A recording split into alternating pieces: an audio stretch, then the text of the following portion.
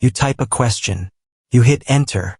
About 3 seconds later, an answer starts appearing, one word at a time, like someone typing on the other end.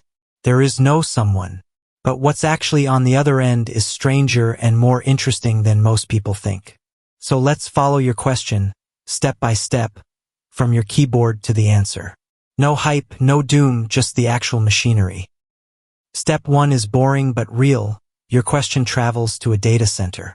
Not a mystical cloud, an actual building, probably in Virginia, Iowa, or Texas, full of racks of computers and industrial air conditioning. Your few sentences arrive at a server as plain text. Everything interesting happens in the next 2 seconds.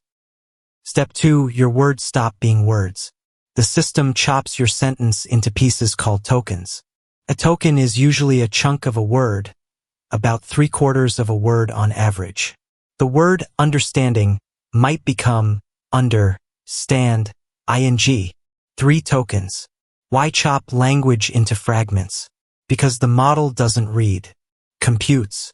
And to compute, every token gets converted into a long list of numbers. Not a code where each number means something you could name, more like coordinates. Each token becomes a point in a space with thousands of dimensions, where words that behave similarly sit near each other. King and queen close together.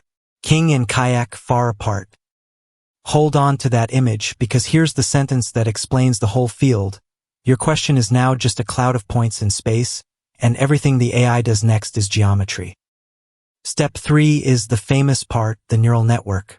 Your cloud of numbers flows through a stack of layers, often around 100 of them. Each layer does the same kind of operation. Every token looks at every other token in your question and asks, how relevant are you to me? This is the mechanism researchers call attention, and it's the reason modern AI works at all.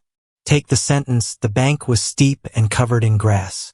When the token for bank passes through those layers, attention lets it notice steep and grass, and quietly shift its position in that giant space away from moneybank and toward riverbank. Nothing understood anything. Geometry moved a point, but the effect looks exactly like understanding context. Each layer nudges every token's numbers using learned settings called parameters. Frontier models have hundreds of billions of them, sometimes more. Those parameters are the entire education of the model, compressed. Months of training on a huge slice of the internet, books, and code distilled into a giant grid of numbers. When people say a model knows something, this is what they mean. The knowledge is baked into where things land in that space. Step 4 is the part almost nobody outside the field appreciates. After all that computation, the model produces exactly one thing. Not a sentence. Not an idea. A probability list for the single next token. Something like, given everything so far, Paris 92%, the 3%, located 1%, and thousands of tinier options. The system picks one, usually near the top, but with a little randomness so it doesn't sound robotic. Then, and this is the punchline, it appends that token to your question and runs the entire process again for the next token. And again. Hundreds of times, one token per pass. That's why the answer streams out word by word. It's not a typing animation for effect. You are literally watching the model think, one token at a time, each word a fresh pass through 100 layers and billions of parameters. Quick reality check on hardware because the physics is wild. Each of those passes involves trillions of multiplications. The chips doing this, mostly NVIDIA GPUs, were originally designed to draw video game graphics, which happens to be the same kind of math. Your 3-second answer briefly occupied hardware worth more than a house, drawing enough power that the industry's biggest constraint in 2026 isn't ideas. It's electricity. Now the part that explains the failures, because once you see the mechanism, the famous AI weaknesses stop being mysterious. Why does AI make things up? Because the model is always doing the same job. Pick a plausible next token. When it knows the answer, plausible and true happen to match. When it doesn't, it produces something that has the shape of a right answer, a confident-sounding citation, a real-looking court case, because shape is what it optimizes. It has no separate fact-checking organ.